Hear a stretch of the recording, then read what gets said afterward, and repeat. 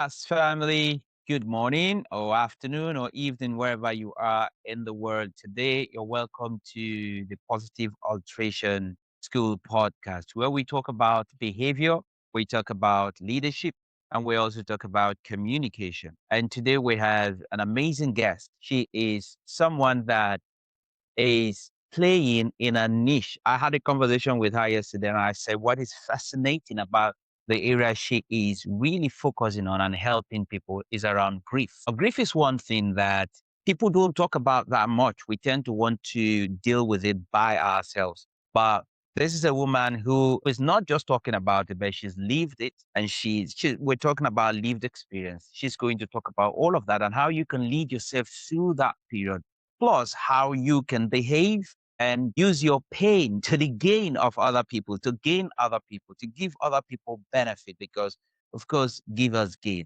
So stay with us and you're going to enjoy through this fascinating conversation. I believe so potentially that's what this is going to be. So I have here with me Eyum Ejiga. Did I pronounce that right? Yes, you did.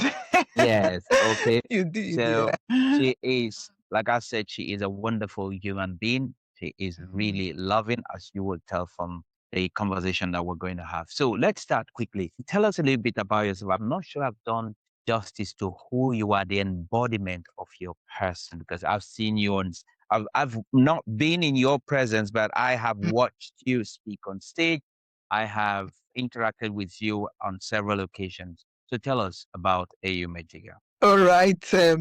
Good morning, good afternoon, good evening, depending on what time you are going to watch this podcast. My name is Eyum, and I'm delighted to be here. So, a bit about myself. I wear so many hats, actually. I'm a mother of, each time I want to introduce myself, I don't know whether I should say 3 or 4, but Okay. I'll say I'm a mother of 4 because the last one is no longer with me, but I believe I'm still a mother of 4. So I'm a grief coach, I'm an author, I'm a speaker. And as we go into the podcast, I'll tell you more why I went into grief coaching. But somebody that believes that we should not waste our experience, that every experience is for a reason. So I believe in turning your pain into gain. So based on that, I have a ministry that is faith-based called My Pain Your Gain Ministries, where I help women turn their pain into gain. I inspire people through my talks, through my YouTube channel, and then through my books as well. And then in the area of coaching, I have my coaching and training business under the umbrella of EE Bridging Solutions Limited.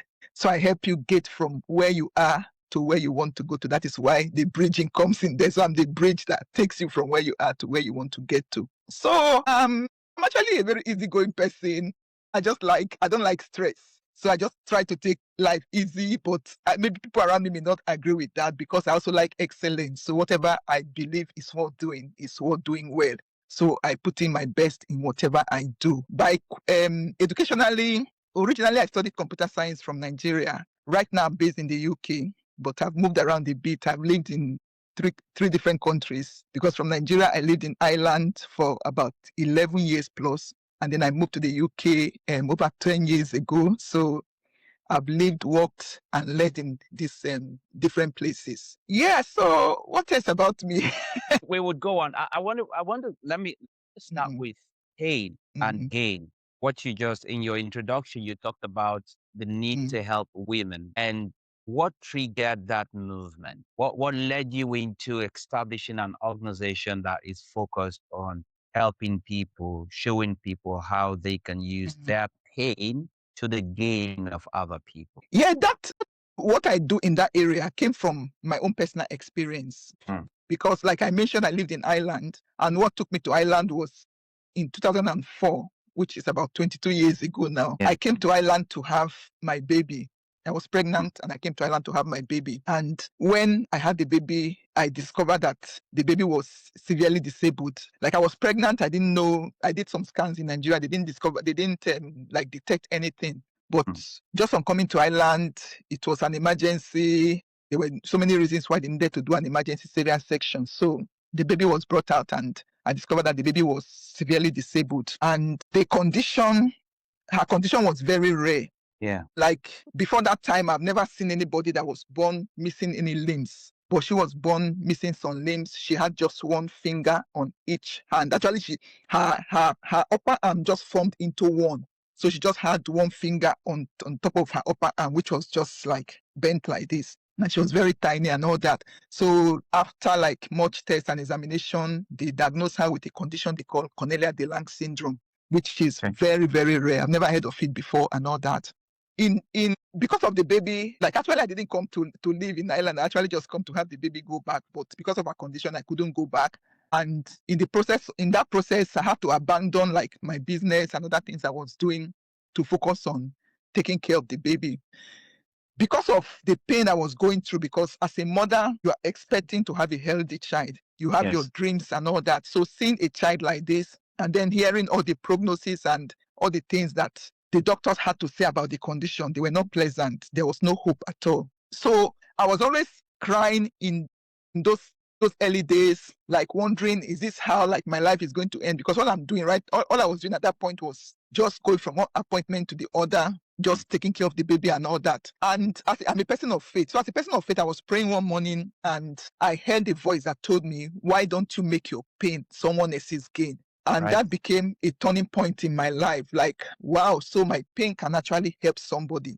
And it was based on that I started, like I didn't start the ministry immediately, but based on that, I recorded it, I started thinking about it, and I began to develop myself, seeing how I can turn my pain into people's gain. It requires that I need to also start doing things like taking my eyes off the negatives, focusing on the positives, seeing how I can help people, see how I can use my story to inspire people. And that was what led to me now trying to help women turn their pain into gain. And another thing I did not mention during the introduction is that another aspect of my Pain Your Gain ministry is that we also support people that are disabled. Our focus is in Africa because, I can talk more about that later, but we focus on Africa because my daughter was severely disabled.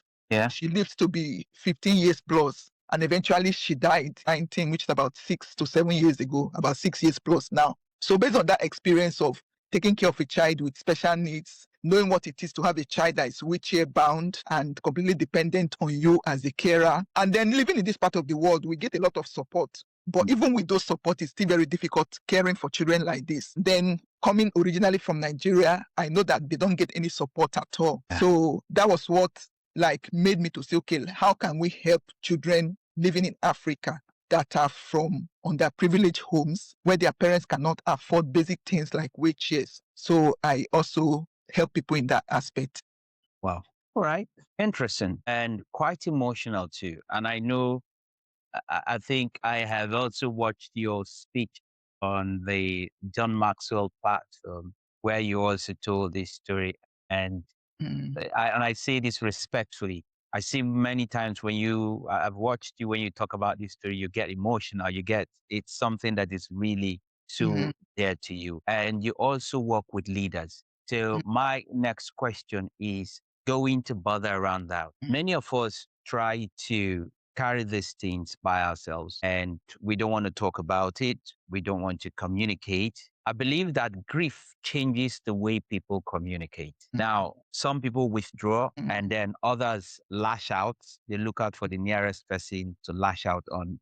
Now, in your experience, what behavioral patterns have you observed that grief creates in leaders? I say leaders because when you are in a position of leadership, sometimes we live in that world where we think everybody looks up to us. And so when grief hits us as leaders, what have you seen working with people? What behavioral pattern do you see people exhibit eventually when grief hits them? Yeah, thank you for that question. The pattern is different for everybody, but for most leaders, they don't like to talk about it. They look at it that this is a personal thing that I'm dealing with. And because of that, they keep it personal. They don't want to talk about it.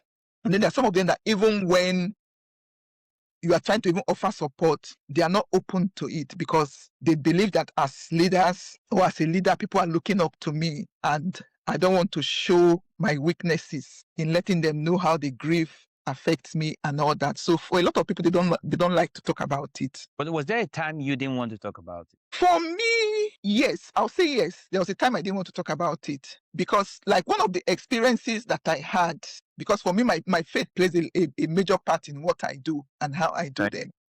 Yeah. So, by nature, I'm a very introverted person. But now, when I say people laugh, just like you're smiling now, people don't believe me. But I am actually. It's actually in the process of trying to fulfill my mandate now that I've become very like expressive and vocal. Okay. So like initially when I had Grace, I was not talking about it. Nobody knew anything about what was happening. As a matter of fact, it was when I wrote my first book, He Gave Me Comfort, which was, I released that book in 2011, which is about 15 years ago now. That was when some people knew that I had a child like that. Some people did not know at all. And then there was this man I used to work with. He had a magazine that was back then in Ireland. I used to have a column that I write for him. Okay. And then he was like, you mean you have all these that you were dealing with and I never know, you're always smiling and everything. So some people that, like, he was quite close to me, but he didn't even know what was happening in my own personal life. So there was a time I was not talking about it because, like, especially as Africans, there's always some superstitious belief that people have. Then, like, for me, I don't want people to know my personal affairs. So there was a time actually that I was not talking about it. Yes. Okay. When did you choose to start talking about it? I know you've touched this a couple of times in the course of your intro and all of that.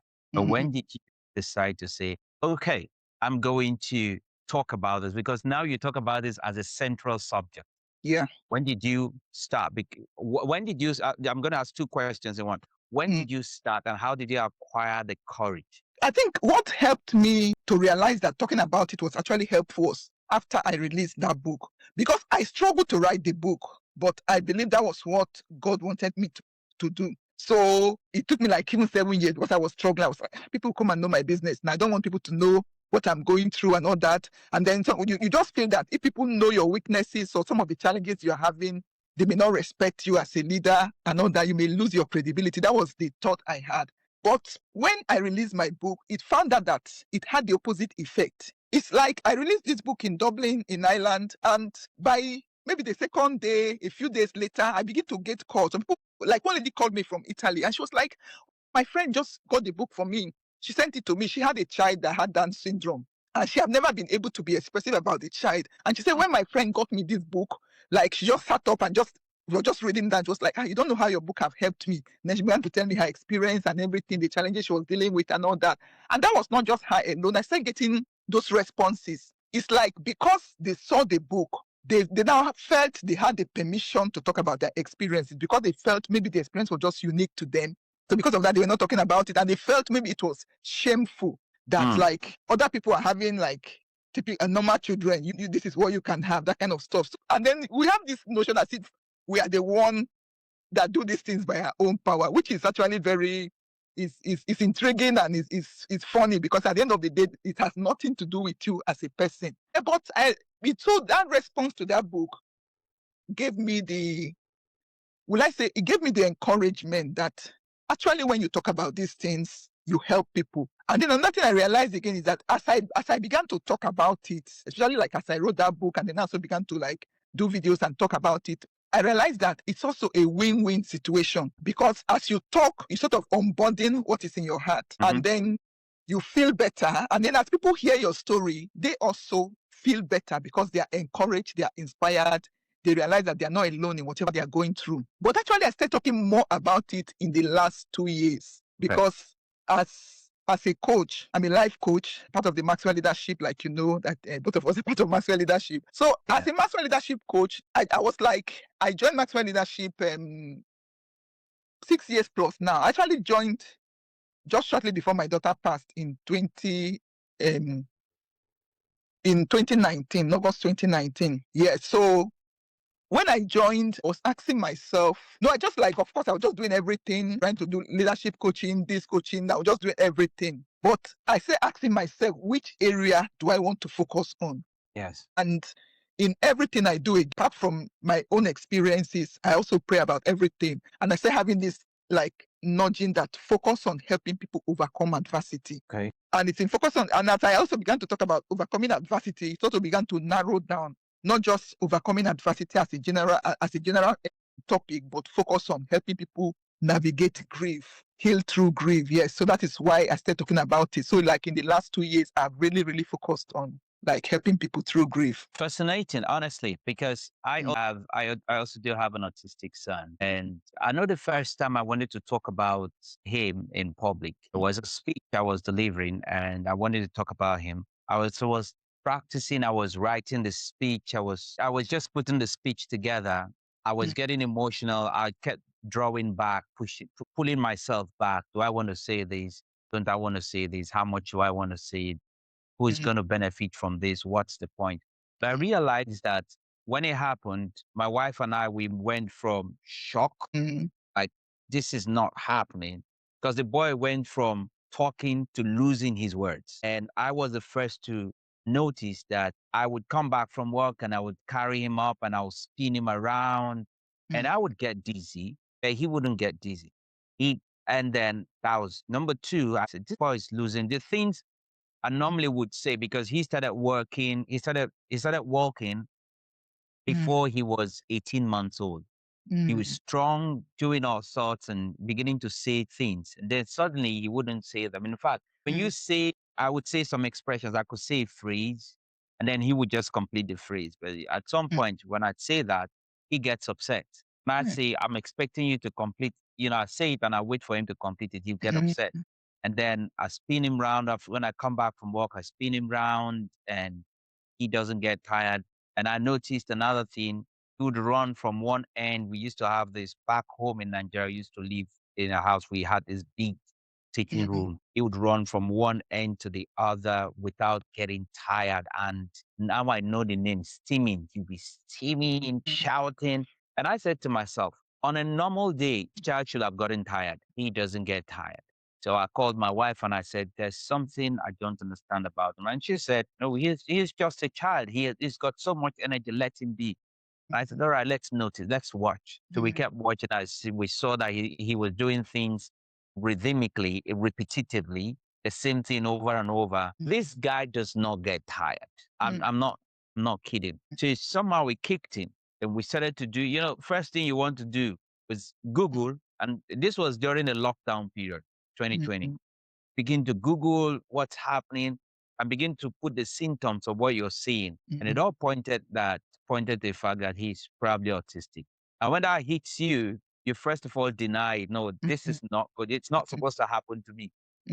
But when I delivered my first speech on that, the question I posed to the audience was, so who is this supposed to happen to? When you say, no, no, no, no, no, this shouldn't be happening to me, not me. The question is who? Even the Bible says the swift do not win the race, neither do the knowledgeable have the power, because time and unforeseen occurrences befall them all. So anything could happen to all of us. And that was how we got some experts in, did some diagnosis and all of that. Pointed to one thing, that this child is not a neurotypical child. So you go from, I would say we went from shock to anger and then gradually to acceptance that this is it. And that's just the start. The fact that you would live with that child, support that child, show up, understanding this wasn't my fault. Neither is it the child's fault, but I have a decision. I have to make a decision. Will I show up for this child? Will I be there for this child? And that's another, what would I say, probably 1-2 decades, depending on the progress made by the child, life choice you have to make. So I understand this bit. I wouldn't say I understand exactly how in your case, but I can imagine, because I've got something, not exactly the same way, but something in that space. Now, my question here would be, when we're unable to express our grief, does it play out in the way we deal with other people? Does it play out in our leadership style? Is it possible we carry this over maybe to our professional lives, to other relationships that we have, because we're unable to unburden? What are your thoughts? Yes, actually, when you are not able to process your grief, it affects other aspects of your life. Because what you just described right now, when you discovered that your child was autistic, is still a process of grief. because you like that shock. Yeah.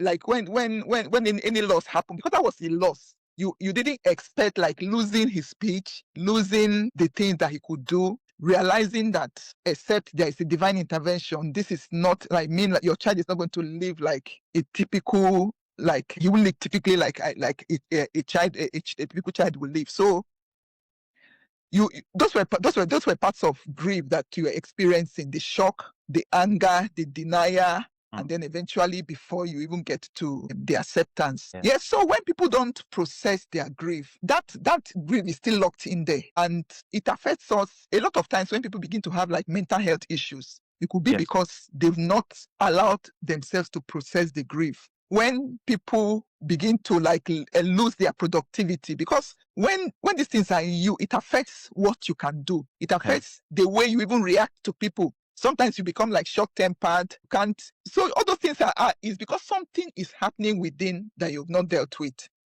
Yeah. So it affects the way you relate with people. It affects the way even in trusting people. It's only when you begin to open up that you can realize that people are not actually what we think they are. They may be bad people out there, but a lot of people are not looking for your downfall.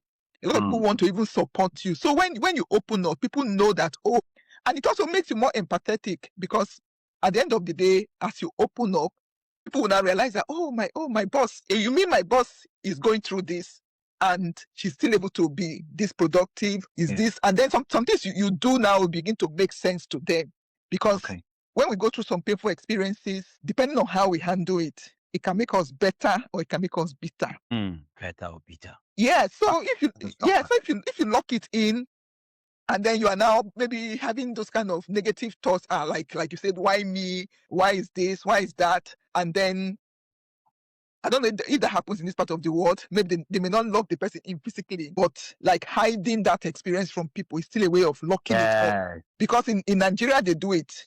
I had a friend that had a child, and I had a sister that had special needs. We went to the same secondary school and we never knew. We have visited her house. We never saw the child. It was when I started talking about my daughter, like posting pictures of her on Facebook and everything. One day she sent me a private message. I was like, how are you able to do this? How can you do that? How can you put this out there? You won't believe that. Just the power of influence. Later on, as time goes on, I saw her begin to also talk about her sister. And the first time she posted about her sister, our other siblings were fighting her. Why are you revealing our secret? This is a family kept secret. So it's the same thing with leadership, that if as a leader, it will affect the way, because it's like you have something you're hiding. Something you're trying to protect. Maybe there's a conversation that is going in a certain way, and you will not want to like lead that conversation because you feel it may lead to your secret being exposed. Somebody may just make an innocent comment and you feel, oh, maybe what I'm hiding, they know about it now. So it affects the way you communicate, it affects the way you behave, and it also affects definitely the way you lead. Good. So, question, how can a person deal with situations like this? Grief, a person. I'm really focused. This applies to anybody. It does apply to anybody, but I'm really focused on leaders, because even in my work, I deal a lot with leaders, people who lead businesses and lead teams. They are, first of all, humans, but we tend to forget that. There's the behavioral style we carry when we're outside, we're inside, when we're under pressure. All of that shows up. So what are your tips for people out there who might watch or listen to this, to say, if you find yourself, you never can tell, you don't have control as to what life is going to throw at you, but you can control how you respond. What are your recommendations? My recommendation would be that if life happens to you in any way, like you lose something, because one thing you also need to realize that when we talk about grief, it's not just when you lose somebody. Like last weekend, I was in Dublin and I went to church. I was talking about my book. So somebody was helping me to sell the book after the program. And then some people say, no, I've not lost anybody. I've not lost anybody, so I don't need this book. And I was like, you are thinking of loss as losing a person. When there's any major shift in your life, especially if it's a negative shift, that is a loss. It will affect your identity, it will affect the way you reason, it will affect your productivity and all that. So as a leader, when you experience a loss, it might even be in a relationship. When divorce happens, when separation happens, those are losses. When you are expecting a promotion that doesn't happen, when your career is not going the way you expect, when you lose your job, all those are losses. It might even be a health challenge as well. So when you experience a loss, there's a need for you to pause and acknowledge that I have lost something. Yeah. Because Okay. a loss will happen and people want to just sweep it under the carpet as if, oh, it's not a big deal, and you move on. Mhm. Another will happen, it's not a big deal, and you move on. That is how they are piling up. And then one day you see yourself acting out of character and you're wondering, oh, but this is not me. Why am I shouting? Why am I so angry? Why am I Okay. short-tempered? It's because you've been sweeping things under the carpet and they are piling up. They are piling up. So each time a loss happens, stop or pause, and then you stop and acknowledge that I have lost something. And take time Okay. to, and as you acknowledge it, ask yourself questions like, what did I actually lose? How does this affect me? Take time to process it. Like, I have my new book here. Actually, I'll talk about the book because I talk about ways that you can process the grief. This is my latest book, Finding a Way Forward After. Okay. Yeah, it's a compassionate and practical guide to healing and hope. So there are different ways that you can process loss. You can sit down and begin to ask yourself questions like journaling, asking questions, writing down the answers. So take time, process those thoughts, find out how this is affecting you or how it's likely to affect you, and then Okay. let yourself feel the pain.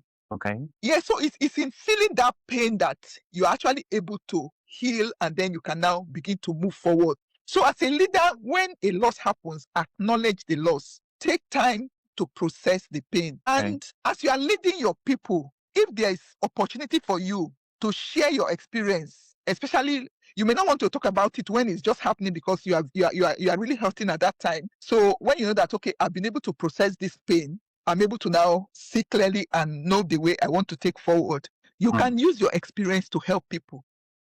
Like somebody at work, you may just be maybe having a presentation, having discussion, like having team meetings and all that, and somebody is struggling with something that you have experienced. You can encourage them and sometimes even chip in that I have experienced this loss. Or even if you go through certain losses, make your team aware of it. I'm dealing with this right now. I was watching an interview a few days ago about a well-known man of God. He was talking about like his wife just had like she was playing actually with the kids, and then she had this accident that was like very fatal. So they asked him, how are you doing? And he said, I'm not okay. On public like a broadcast that goes worldwide. Yeah. And I said, this is true leadership, because he said, yes, if my wife is not okay, I cannot be okay. I'm trusting God. I know that it will be well because I'm trusting God for her healing and everything. But right now, I'm not okay. He will acknowledge that on my way to this podcast, was a podcast like this, I cried on the way because like seeing my wife in that situation pains my heart. Resiliency means that I'm still showing up. So I acknowledge my humanness, that I am not okay. So as a leader, there's nothing wrong with like you show up at work and you're not trying to pretend. If you're like members of your team asks you, how are you doing? Or even sometimes you may not, sometimes you say I'm okay. Yes. And then they say that you are not okay. I remember another podcast I was watching again, somebody was saying that she called this lady. The lady is well known and everything. And she said, how are you? And the lady said, I'm okay. He said, you are not okay. You're not okay. If you are okay, you shouldn't say it. You say you are repeating it because multiple you are trying to convince yourself that you are okay. So if you are okay, you shouldn't say, I'm okay. Yes, I'm okay. Yes, so it's okay for members of your team, people that you lead, to know that I'm not okay. Okay. You've written, that's really very insightful. Acknowledge the challenge, take time out to grieve if you need to. And also, there's nothing wrong in acknowledging the fact that, to other people, that I need some time, I'm not okay. I feel down, I need help. It's sometimes I'm also talking to myself. We feel our ego, it's so much that we don't want to say we need help. But like the example you gave of the man who cried because of his wife, it's okay to say, listen, I know probably people expect me to be strong always. This is too heavy for me.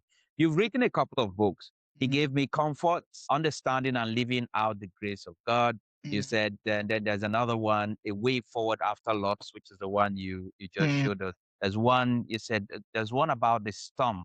Through the You storm. through the storm. Okay, how many books have you written? Just 4. That's a lot. That's a lot. So the latest one is which one is the latest one? The latest one is the one I just talked about, finding a way forward. Yeah. Yes. You want to tell us about it? Okay, my latest one or my books. Yes. Yes. Yes. Okay. No, the latest book. Okay, yeah.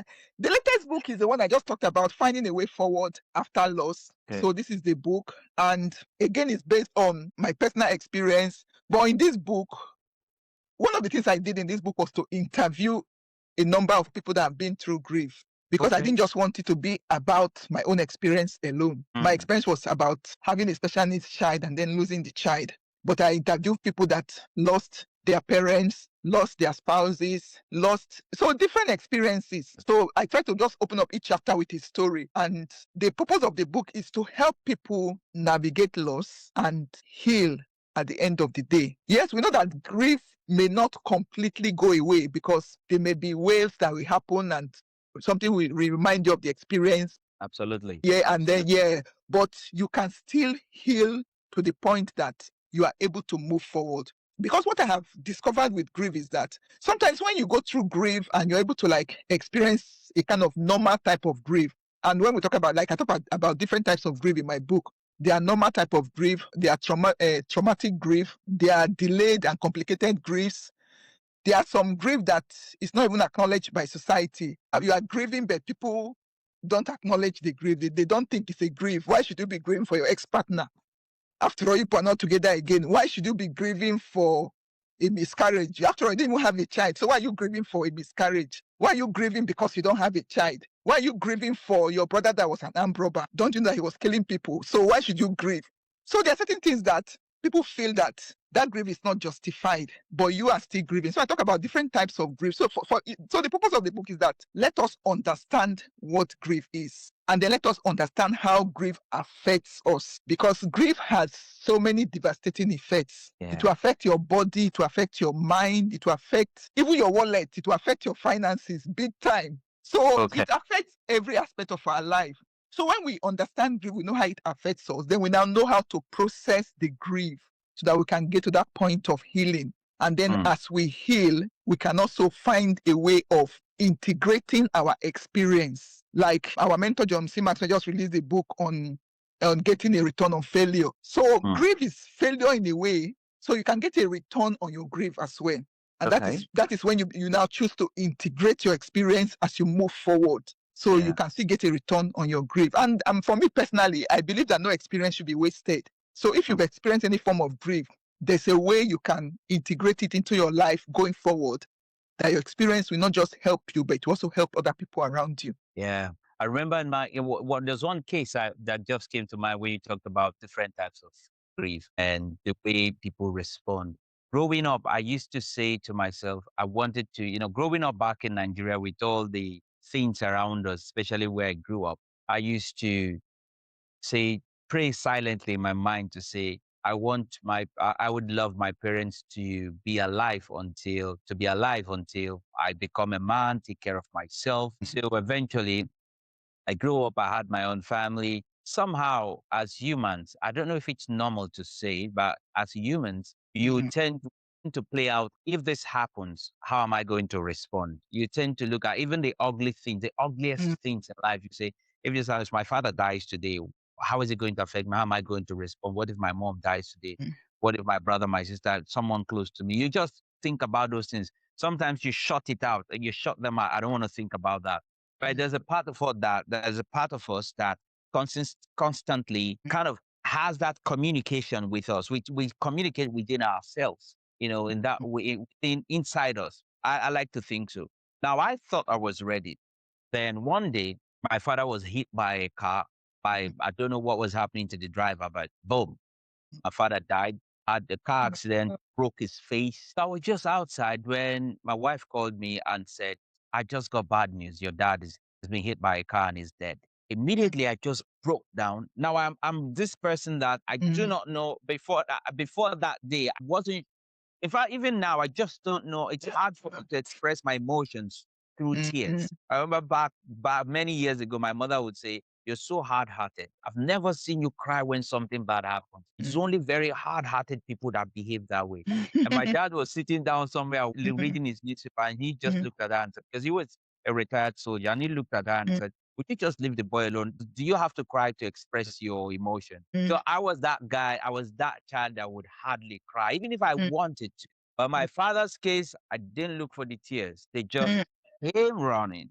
Then I left where I was. I went back to my office. I locked mm, myself in there and I cried. And they showed me a picture of the accident scene. My father's face broken. I saw that picture once and I deleted it. And mm, I just told myself I don't want to remember him that way. So I deleted that picture and then I told my siblings, everybody, please delete that picture. I don't want to see that mm, picture anywhere, anywhere. We mm, want to remember him in a certain way. I don't want to remember him that way, lying down, bloodied up, and all of that. mm, And I've still figured that years down the line, there are certain songs that when I hear them, mm, I just break down mm, because now I'm beginning to realize there are some conversations I would love to have with him now, given mm, the experiences I have as a father, as a man. Sometimes we've gone through rough times, failed businesses. And my father, growing up, I saw my father doing businesses. mm, Some would work, some pain, and all of that. I felt this time I would have now loved to talk to him like man to man. Let's have that mm, conversation. But I miss all of that. And that's where it takes you back to say, "Ah, I wish this man mm, was alive." I'm saying this to corroborate what you said about the complication that mm, sometimes comes with grief. It's mm, not a one-time thing for some mm. people. It Yeah, lasts yeah. over a period of time. And Mm, for me, it has made me a more compassionate person. I like to think so. I don't walk into a place and expect and tell people I understand how you feel. No, because I don't think anybody understands exactly how I feel about my father. yeah. I don't think any of my siblings understand. We all have different relationships with our Mm, parents, no mm, matter how close. That's why this is a mm, subject that we should talk about a lot more so that yeah. people can freely discuss it, Mm, find help where it is needed, and also help other people. yeah. In the next, I want to take you away from grief and the conversation around grief for a moment. And Mm, the next three, I know you have a lot going on. You said you want to calm down, simmer down, have time for yourself. But I know you are always, we would have had this podcast mm. a week or two ago, but you are all over the world trying to go to places and get things done. So what Yeah. are you working on? What are you working on? What's your North Star, so to speak? What are you working on over the next maybe few years or so? In the next few years, I still want to consolidate my work on grief. I want to be known as an expert on grief. So I really want to study more about it. So keep developing myself, my knowledge about it. And then I also would like to write more books on grief as well. Yeah. So like finding a way forward after loss is just one book I've written. But Okay. there are questions that people are asking me. Like these days now, when somebody dies, people will ask me, and they'll call me Eyum. I'm going to visit this person. What should I do? How should I behave? So I'm getting such questions a lot now. So I just want to write a book on now helping people how to like support somebody going through grief. So yeah, like you just discover that when you begin to focus on a particular subject, you realize that there are just a lot of layers that Mm. begin to open up. So I think in the Yeah. next 3 to 5 years, my target now is to see how I can begin to write a book at least every year. So I want to work on that seriously. Interesting. I would like to pick on what you said about when you focus on something, you begin to discover there's a lot Mm, more. It's the same thing that I'm also mm, discovering. mm, I teach people communication, confidence in mm, communicating, speaking in public, and all of that. mm, And then along the line, we started doing behavioral analysis using the Maxwell disc mm, profiling system. And then the more I focus on behavior, mm, and how it links with communication and how that influences the way or that zeroes into the way people lead, the more interesting it gets. I'm no longer looking at communication as you want to talk or you want to get across to the other person. In fact, the word communication is taken from the root word. It actually means mm, I think to share some, to make common. That's the Oh, way it's coming in my head now. To make common, to mm, share something, make sure it is common. Everybody mm, has it. So if you have an information, send the information alone doesn't mean you've committed. Is mm, there a shared meaning? So yeah, your job is to ensure that the meaning is shared. That is when it is made common. It is shared. So if you mm, ask A, B, C, D, they are saying the same thing, which is not very easy. And mm, that's why the disc profiling is quite mm, fascinating, because you now know that the direct person communicates in a different way as against the mm, influential person, as against the steady person, or as against the compliance driven person. So in one room, you have different people in one room.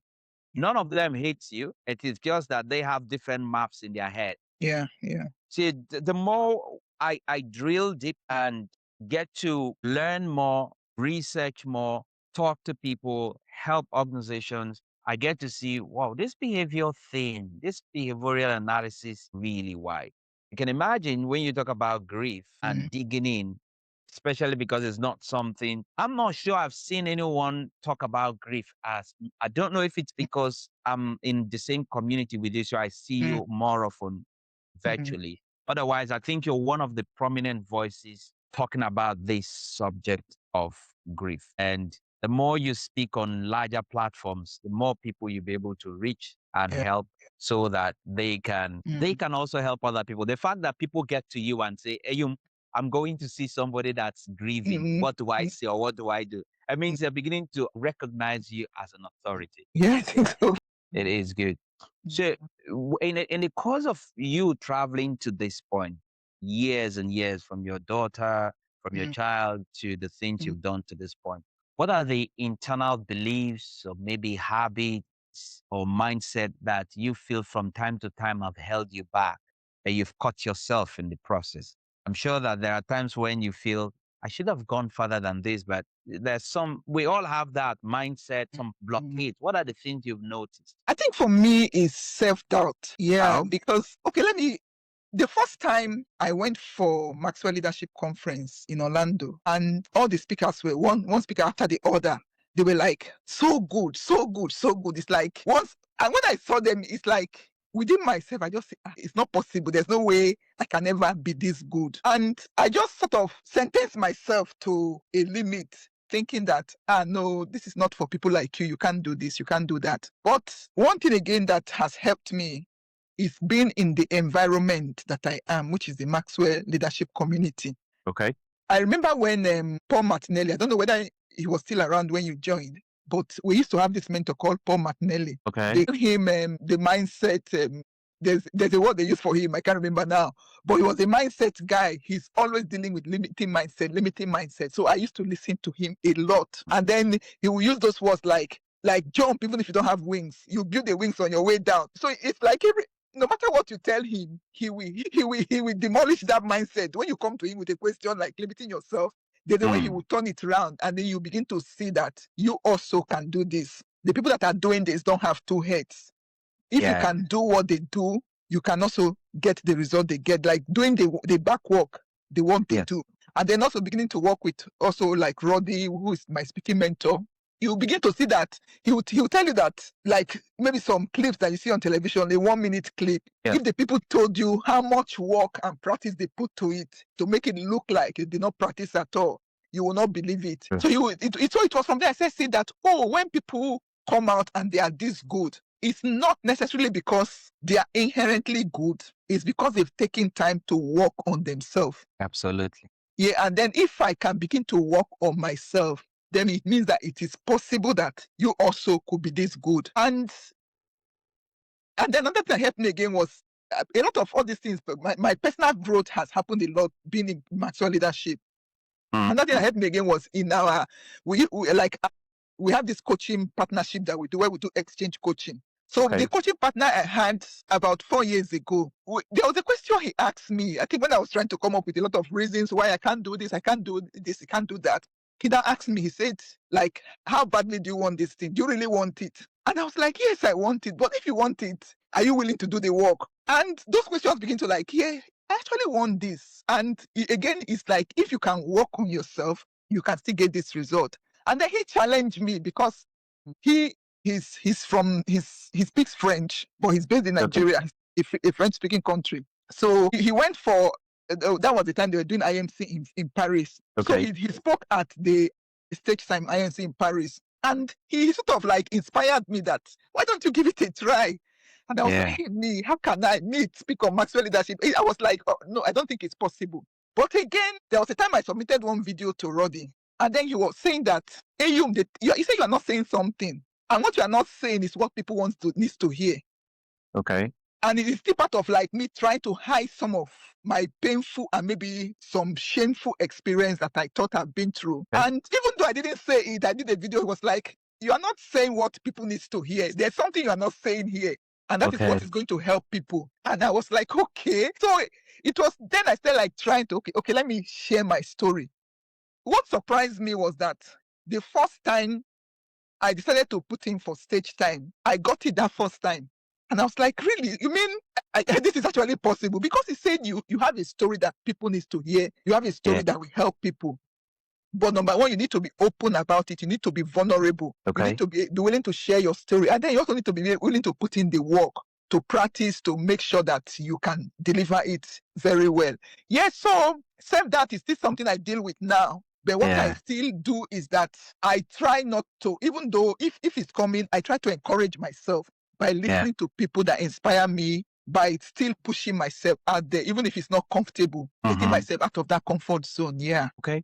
Good stuff. If people would love to work with you, where can they find you? Yeah, actually, I'm on most social media platforms. So on social media, on LinkedIn, on Facebook, on Instagram, on TikTok. If you search for Eyum Ejiga, yeah, that's my name on those platforms. Yeah, so you will see me there. And then on my website, my business website is EE Bridging Solutions Limited, eebridgingsolutions.co. Then I have my ministry website, which is My Pain Your Gain Ministries.com. Right. Yes, so those are places that you can find me.